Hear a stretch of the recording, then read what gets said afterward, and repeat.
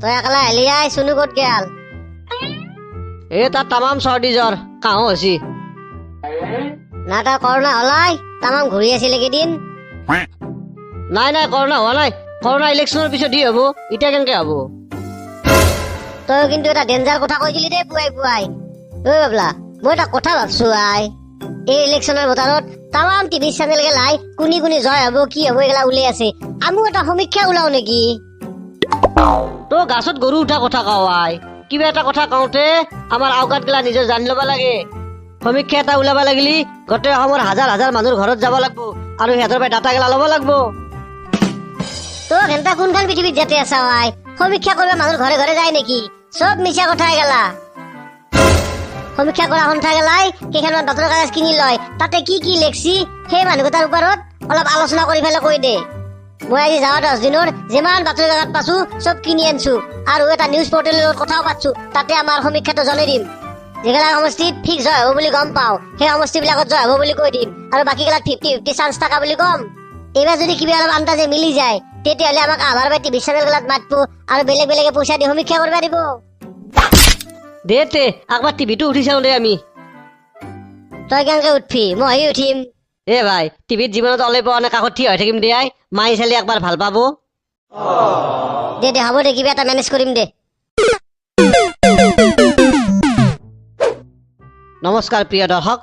আজি আমাৰ চেনেল ডাম্পুৰ লাইফত নিৰ্বাচনৰ বিষয়ে আলোচনা কৰিবলৈ আপোনালোকৰ প্ৰিয় ইউটিউব চেনেল অসমীয়া আড্ডাৰ মুন্না আমাৰ মাজত উপস্থিত আছে এয়া মুন্না নমস্কাৰ প্ৰথমতে আপুনি কওকচোন আপোনালোকৰ মনৰ মাজত এটা নিৰ্বাচনৰ সমীক্ষা কৰাৰ কথাটো কেনেকৈ আহিল অসমত যিহেতু নিৰ্বাচনৰ সমীক্ষাৰ কাৰণে কোনো লোকেল সংস্থা নাই সেইকাৰণে আমি ষ্টাৰ্ট কৰিম বুলি ভাবিলো আপোনালোকে এই সমীক্ষাবোৰ কেনেকুৱাকৈ কৰিলে আজি আমি এমাহ ধৰি 55,000 ভোটাৰৰ মাজত সমীক্ষা চলাই যি গম পাইছো তাকে আপোনালোকৰ মাজত আগবঢ়াম যি ডাটা আনছো তহঁতৰ টিআৰপি আজি হৰহৰে বাঢ়ি যাব 100% মিছা ডাটা আপোনালোকৰ সমীক্ষা মতে এইবাৰ চৰকাৰ কাৰ হ'ব আৰু কোনে কিমান আসন পাব আমাৰ সমীক্ষা মতে এইবাৰ ওলোমা চৰকাৰ হ'ব বিজেপি মিত্ৰজোঁটে পাব 56-60 মহাজোঁটে আসন পাব 54-59 এজেপি প্লাছ ৰাইজৰ দল 7-13 এতিয়া আপোনালোকৰ সমীক্ষা মতে এজেপি প্লাছ ৰাইজৰ দলে যিটো দলকে ছাপোৰ্ট কৰিব তেওঁলোকে চৰকাৰ গঠন কৰিব পাৰিব ৰাইট সেইটোৱে হ'ব আপোনালোকৰ সমীক্ষা মতে কোন সমষ্টিৰ পৰা কোন জয় হ'ব অকমান ক'ব নেকি হয় আমি গোটেইবিলাক কোৱাটো সম্ভৱ নহ'ব তথাপি কেইজনমান প্ৰাৰ্থীৰ বিষয়ে আমি কৈ দি আছো মাজুলীত সৰ্বানন্দ সোণোৱাল দুলীয়াজান লুৰুণজ্যোতি গগৈ শিৱসাগৰ অখিল গগৈ